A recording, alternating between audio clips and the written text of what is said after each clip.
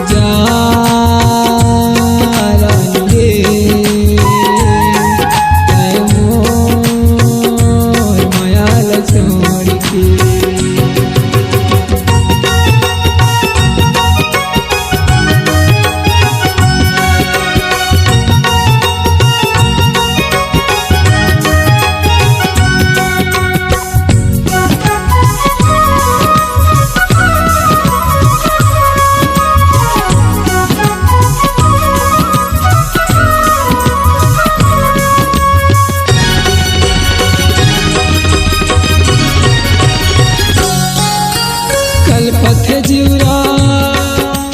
तर सथे नैना सुन ले क्यों मीठ बहना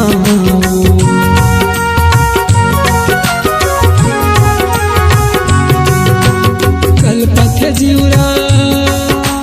तर सथे नैना सुन ले क्यों मीठ बहना ऐसे लगते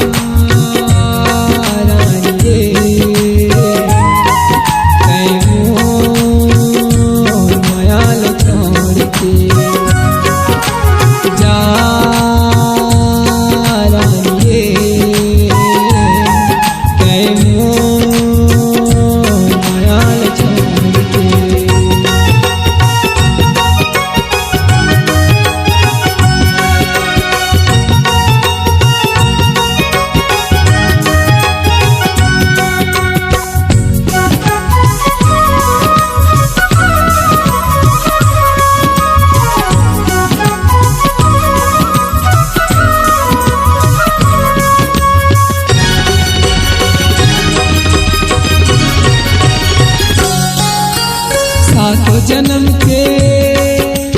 सुख तय पावे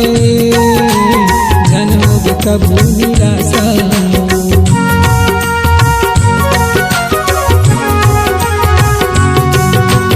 सातो जन्म के सुख तय पावे जन्म कबू निराशा मोरिए टूटे मन के रानी यही हवाई अब आता जा रानी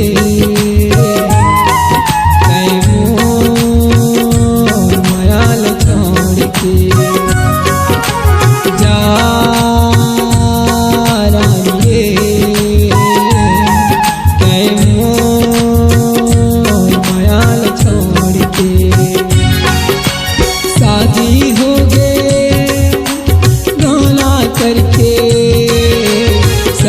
सुख तै पावे।